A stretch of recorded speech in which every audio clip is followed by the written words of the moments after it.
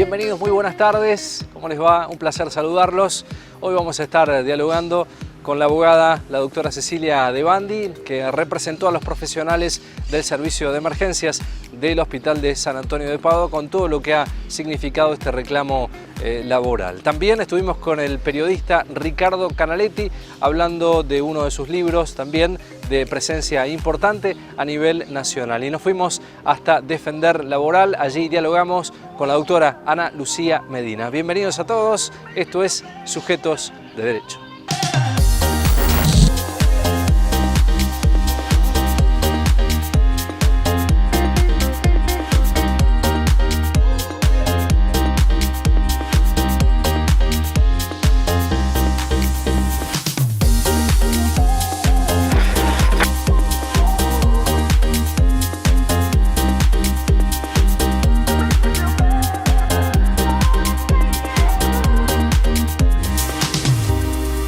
Luego de reclamos y renuncias, profesionales del servicio de emergencia del Hospital San Antonio de Padua lograron reconocimientos. Los médicos del servicio de emergencias del Hospital San Antonio de Padua llegaron a un acuerdo con la provincia luego de reclamos, asambleas y renuncias. En este marco lograron el reconocimiento del recurso humano crítico, nombramientos y reincorporación de algunos de los renunciantes.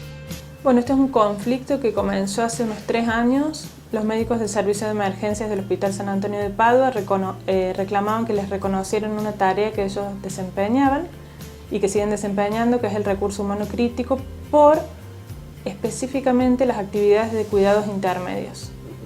Ellos venían sosteniendo este reclamo en el tiempo, frenados por la pandemia, siempre de maneras muy correctas, hablando con sus superiores, con las autoridades del Ministerio de Salud de la provincia. Presentaron también notas, reclamaron por diferentes vías sin llegar a una solución.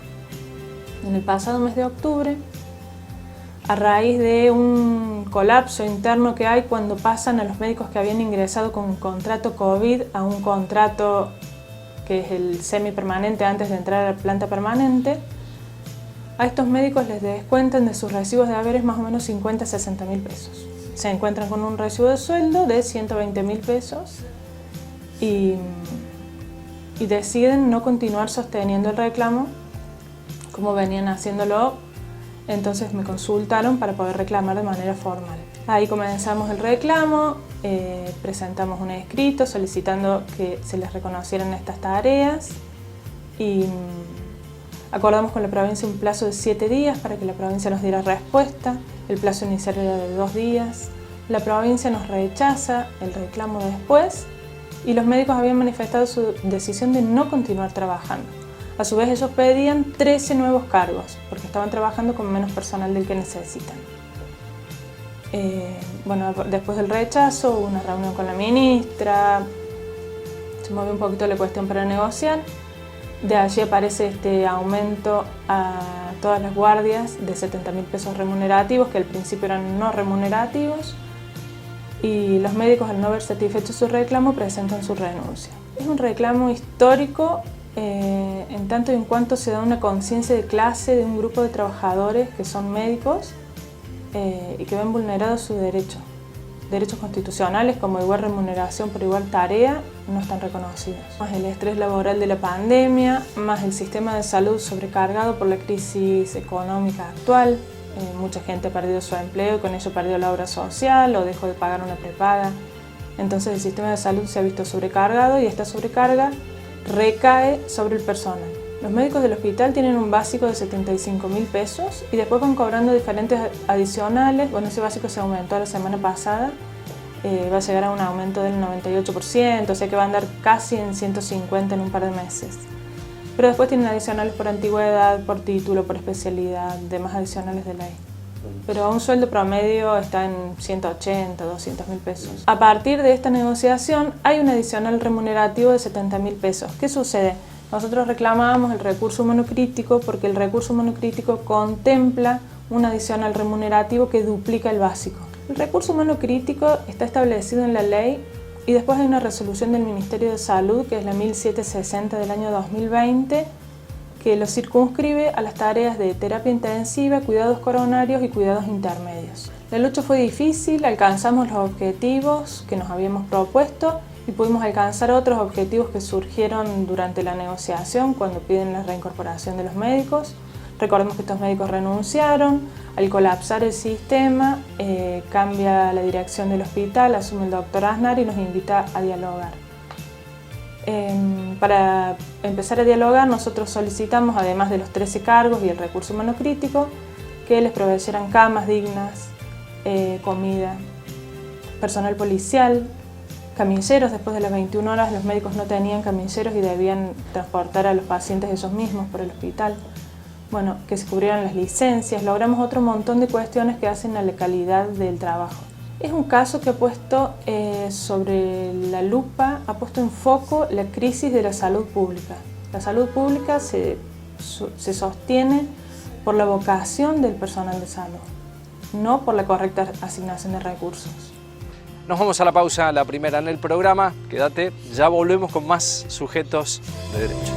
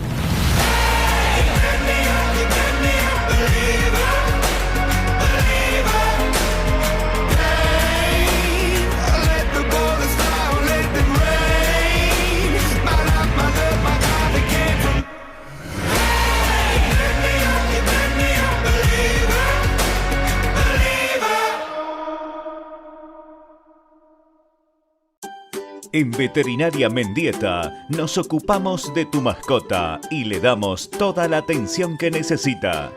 Clínica, accesorios, peluquería, alimentos balanceados, ecografías. Veterinaria Mendieta, el mejor premio para tu mascota. Córdoba avanza. En Río Cuarto se firmó el convenio para crear 15 centros comerciales a cielo abierto en distintos municipios de la provincia. El gobernador Juan Schiaretti anunció el desarrollo y ejecución de espacios comerciales más ordenados, sustentables y competitivos, que colaborarán al embellecimiento de las ciudades, a mejorar la calidad de vida de sus habitantes y apoyar a los comercios y prestadores de servicios, impulsando la actividad económica y generando más puestos de trabajo. Gobierno de la provincia de Córdoba. Entre todos hacemos.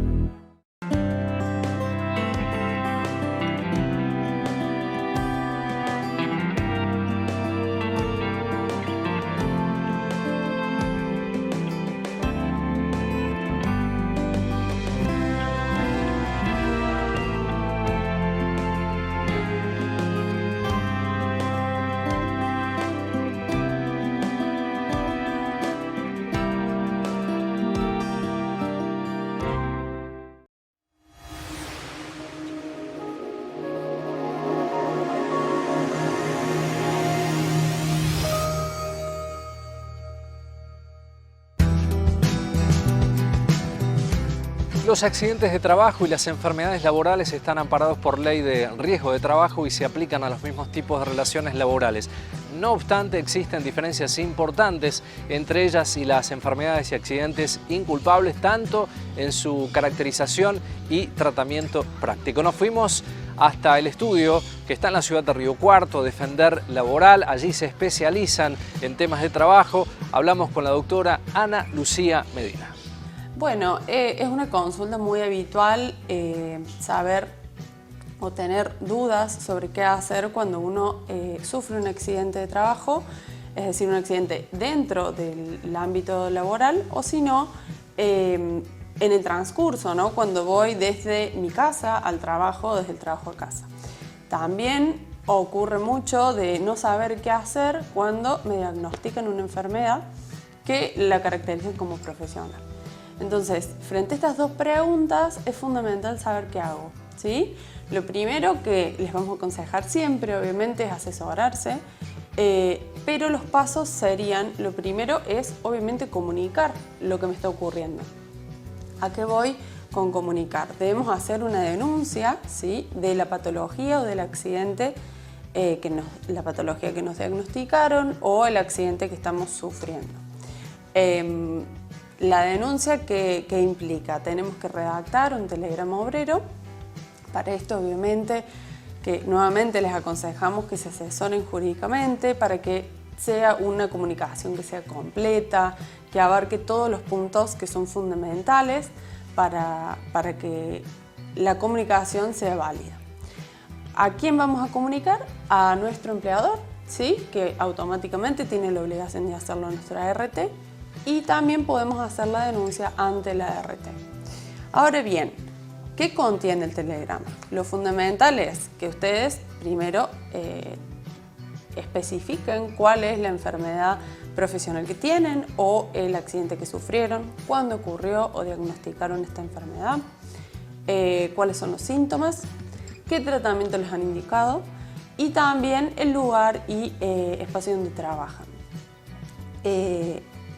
Tienen que saber también que cuando ustedes acuden al correo argentino para despachar el telegrama es gratuito, no tienen que hacer ningún tipo de erogación económica para poder informar esto, para hacer esta comunicación.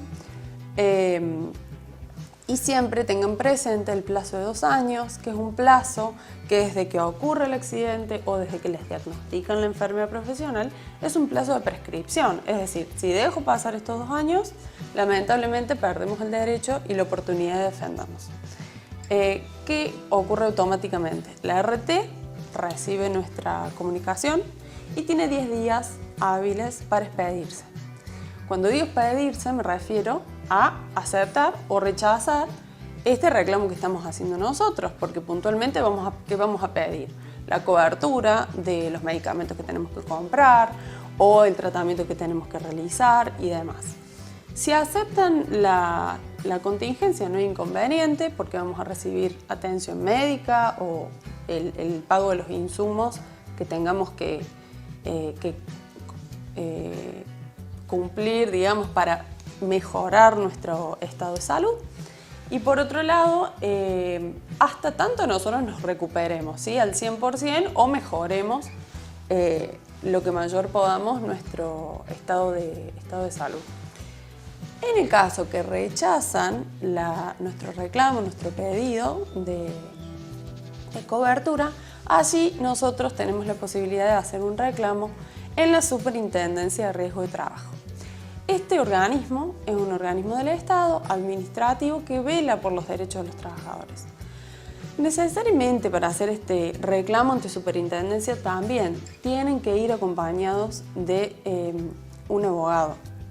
¿Por qué? Porque es un trámite en la administración pública y tenemos que cumplir también tiempos procesales, asistir a una audiencia y por ahí estas cosas o estas circunstancias a ustedes les producen intranquilidad que para nosotros los abogados son normales, ¿sí?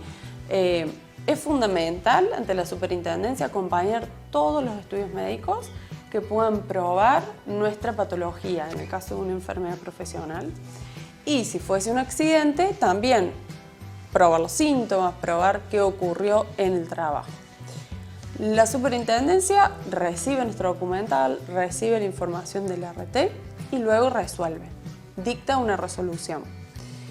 Que la resolución va a reconocer esa enfermedad o accidente como profesional o no lo reconoce. En el caso, obviamente, que lo reconozca, nos van a brindar cobertura y después, en el caso de que tuviéramos una incapacidad laboral, es decir, no puedo ir a trabajar porque estoy incapacitado, pero esto es temporario, vamos a tener que recibir prestaciones hasta tanto recuperemos nuestra capacidad laboral. Y si fuera una incapacidad permanente, en ese caso, lo que recibimos es una indemnización por el porcentaje de incapacidad que tengamos. También ocurriría, si es temporaria la incapacidad y quedamos con un porcentaje de incapacidad, también ocurre lo mismo que se indemniza. Bueno, ¿qué es lo fundamental de esto? que ustedes puedan lograr una solución a su problema, que tengan la tranquilidad de estar acompañados por un profesional que les vaya explicando cada etapa y que por ahí, si uno no sabe qué hacer, tiene dudas, siempre es importantísimo asesorarse para poder zanjar todas esas dudas que puedan surgir y ustedes realmente saber si están ejerciendo o no sus derechos de manera completa. En situaciones tenemos prueba suficiente, ¿sí?, para decir que el accidente ocurrió en mi lugar de trabajo tal día determinado, porque tengo testigos, porque inmediatamente fui al médico a atenderme, pero en otras ocasiones el trabajador no va de manera inmediata o el síntoma aparece después. Entonces, en esas circunstancias, por ahí se hace un poco más complejo la prueba y si no tenemos realmente elementos, a veces puede ocurrir que rechacen nuestra petición, ¿sí? Existe ante los rechazos la posibilidad siempre de apelar, pero bueno, como les digo, están estas dos posibilidades. En el caso de un trabajador informal no vamos a estar hablando del RT, ¿sí?, porque no tiene cobertura, al no estar registrado el trabajador no va a tener su cobertura de RT. Sin embargo, sí va a poder hacer un reclamo ante su empleador y en el caso de sufrir un accidente o tener una enfermedad, ocurre lo mismo. Tengo que informar inmediatamente aquel accidente que sufrí, aquella circunstancia o patología que me diagnosticaron, pero hacerlo lo más rápido o inmediatamente posible. Uno tiene que saber que mientras antes en el tiempo, primero en el derecho. Es un dicho por ahí que los abogados en la profesión lo estudiamos mucho, pero es real porque es mucho más sencillo encontrar prueba o poder recaudarla en el corto tiempo, ¿sí?, cuando ocurrió hoy, ¿sí?, y no de acá a 3, 4 meses que quizás ya no tenemos los testigos, porque no notamos el teléfono, me olvidé el nombre, ocurre mucho eso. Y más cuando es informal la relación también. Hay personas que no quieren involucrarse, no, porque no quiero perder el trabajo, por las dudas. Bueno, ante todo tienen que saber que como trabajadores tienen sus derechos, la salud ante todo la tienen que proteger y resguardar.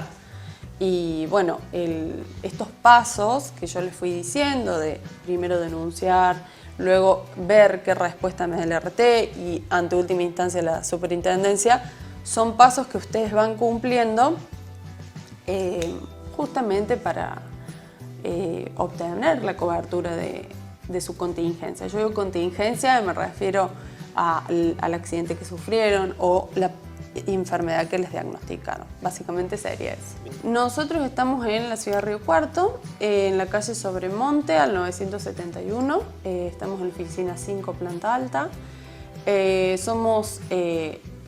Pertenecemos al estudio Medina y Asociados, estudio jurídico y específicamente nos dedicamos a la rama del derecho laboral. Nos vamos a la pausa, la segunda y última en el programa. A la vuelta vamos a estar dialogando con el periodista Ricardo Canaletti. Ya veremos.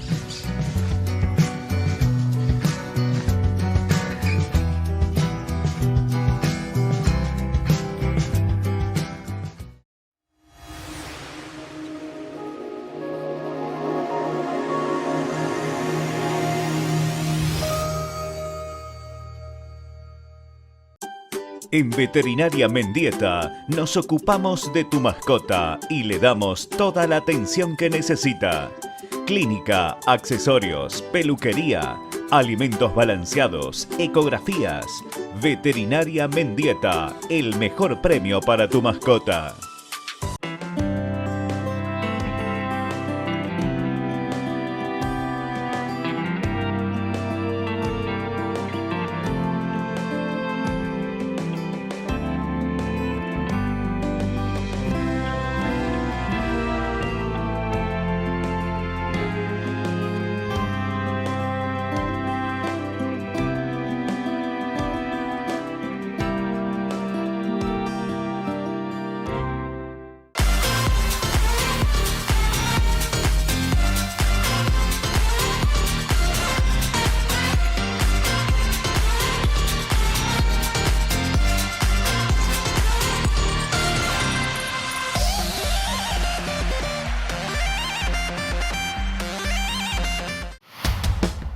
En el marco de los 1.100 kilómetros pavimentados en solo 2 años, el gobernador Juan Schiaretti visitó 3 nuevas obras. La autovía que une la bajada de las altas cumbres con la autopista Córdoba-Carlos Paz. La autovía variante Ruta 5, que conectará el Valle de Calamuchita hasta Villa Ciudad de América. Y la continuidad de la autovía Punilla desde la variante Costa Azul hasta Molinari.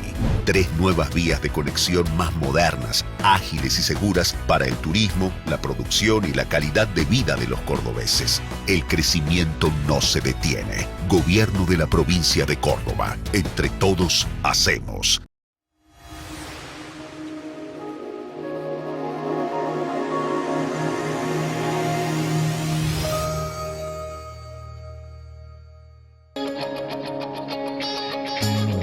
Monstruos, personas comunes que se vuelven malvados o personas que siempre esconden el deseo de matar. Los asesinos seriales no son bestias legendarias, son individuos que viven entre nosotros. Las escenas de sus crímenes parecen realmente de película, actúan con una violencia que no conoce límites. Hablamos sobre la presentación del libro con el periodista Ricardo Canaletti. Bueno, tenemos la posibilidad, el gusto y el placer de estar con Ricardo Canaletti para hablar de su último libro, Crímenes sorprendentes de asesinos en serie. Ricardo, un gusto, un placer saludarte. ¿Cómo estás? Muy bien, gracias, igualmente. Un placer. Bueno, para nosotros también seguimos tu trayectoria periodística y también lo que significa lo editorial, los libros que son realmente muy interesantes. Este último trabajo que has realizado, Ricardo, hay una base de asesinos seriales en todo el mundo, ¿no? Sí, es en todo el mundo. Ya con el libro anterior, con el Vaticano, digamos que salí de la Argentina, por decirlo de alguna forma. Y con este sí, hay historias que tienen que ver tanto con Europa como con Estados Unidos. Y hay una en particular que está relacionada con nuestro país. Bien. Leí alguna de la información que tiene que ver con estos patrones comunes que tienen los asesinos seriales que lo van identificando. ¿Este patrón hace que repitan acciones uno con otros? ¿Hay un efecto copia en los asesinatos o cada uno tiene una génesis distinta, Ricardo? Hay un poco de las dos cosas. A ver, tanto Peter Kürten, el llamado asesino de Düsseldorf, como Ted Bundy, del cual hace poco se hizo hasta una película, y por un streaming se difunden grabaciones de algunas de sus confesiones, porque no confesó todo. En una palabra, reconocidos y famosos asesinos seriales, si vale el término famoso para este tipo, para esta calaña, reconocen en Jack el Estripador como una inspiración o como un inspirador. Como todo el mundo sabe, Jack el Estripador es un sobrenombre, es un apodo para alguien que jamás se descubrió, jamás se atrapó. Así que por ese lado yo diría que hay un efecto copia, a pesar de que la copia no es exacta, pero sí la inspiración. En cuanto a la inspiración, obviamente estamos hablando de cuestiones perversas, en lo más recóndito de la psiquis humana, pero que existen, que han existido. Eso por un lado, o sea, hay una cierta inspiración en alguno de ellos. Y por otro lado, el factor que los une tiene que ver también con su propia historia personal, en muchos casos su historia social, el medio ambiente en el cual se criaron, se desarrollaron, y eso también los comunica, por decirlo de alguna forma. El dato también escalofriante en estos casos son individuos que socialmente están, digamos, incluidos, que tienen su vida, entre comillas, natural, normal, y el impacto cuando estos hechos suceden, hemos visto hechos en Argentina y también en el mundo, de la sorpresa, ¿no?, social, que son seres que se integran a la sociedad, pero tienen una conducta psicopática realmente tremenda, ¿no? Sí, bueno, se aprovechan de las normas de convivencia para, cometer sus crímenes. A ver, quien piensa en estas personas como seres con estigmas, con, qué sé yo, no sé, así tipo monstruos, de los cuales la Edad Media nos ha legado más de una representación pictórica. No, se equivoca, es como el diablo. El diablo no tiene más cuernos, no tiene más pezuñas, ni nada por el estilo. El diablo se viste con saco y corbata y camina por la calle, y nadie se da cuenta de absolutamente nada, pasa desapercibido. Estas personas también, sea la patología que fuese, la que tuvieran, pasan desapercibidos, pero bueno, eso lo hace mucho más difícil identificarlos y atraparlos. Los delitos de Charles Manson, ¿no? Y el clan, eso también se ha llevado al cine, a películas, a series. Sí, también. A ver, yo tengo un punto de vista con relación a Manson. Digamos que es un producto más social y personal, familiar, mejor dicho, que otra cosa. Es decir, no es un tipo, como ha ocurrido, con una patología determinada. Por ejemplo, el Cuco sí tenía una patología determinada. El vampiro de Düsseldorf también lo tenía, a pesar de que en ambos casos los tribunales los declararon cuerdos y los condenaron a muerte. Pero bueno, estudios al respecto han puesto sobre la mesa de que tenían una patología determinada. Manson no. Manson es un producto de su sociedad y de su familia. Nació en la miseria, se crió como pudo, fue delincuente juvenil con muy pocos años, en fines de la década del 50. O sea, él no conocía el movimiento hippie, lo conoció cuando, después de estar, no quiero ser impreciso, pero más de 10 años, vamos a decir así, no tengo la cifra exacta, pero más de 10 años en prisión, salió a mediados de los años 60, un poquito más, sobre la segunda mitad de los años 60, y se encontró con todo ese movimiento cultural y social, y lo que hizo fue aprovecharse. Le parecía muy fácil hacer las cosas en ese ambiente, hacer las cosas. Le parecía muy fácil hacer lo que él hacía, que era el pequeño robo, que era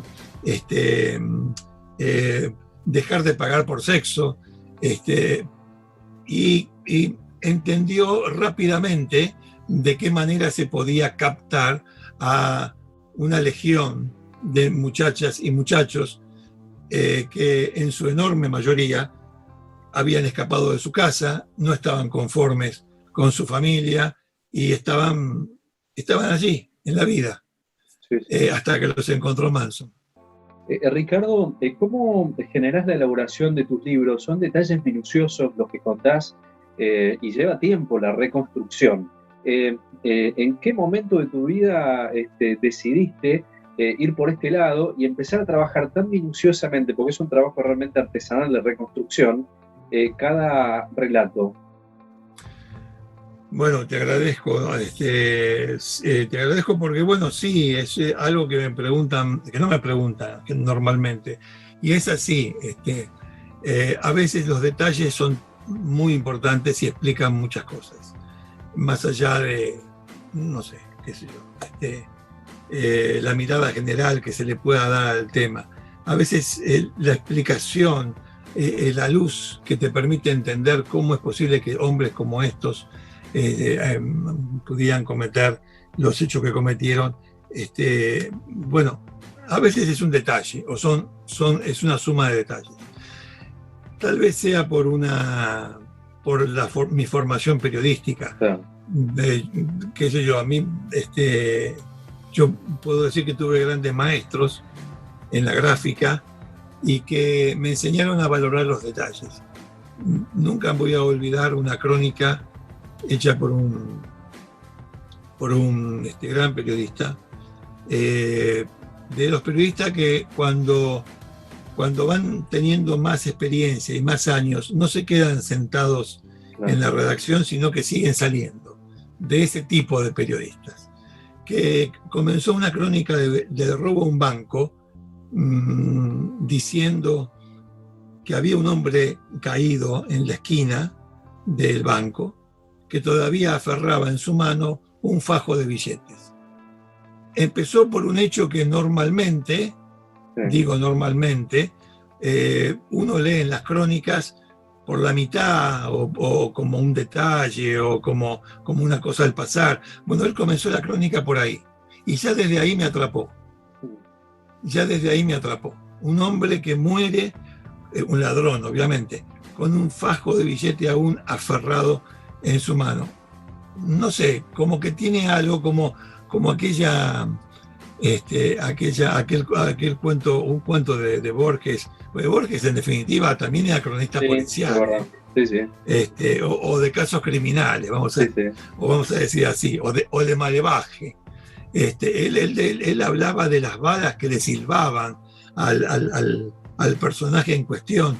Y bueno, uno se imagina la escena, balas que pasan cerca, balas que pican cerca, las balas le silbaban, y bueno, como que de ahí podés construir un mundo, como de este otro periodista González Toro, que comenzó escribiendo eso, el ladrón que se tiroteó con la policía y cayó en la esquina aferrando todavía ese fajo de billetes, ¿no?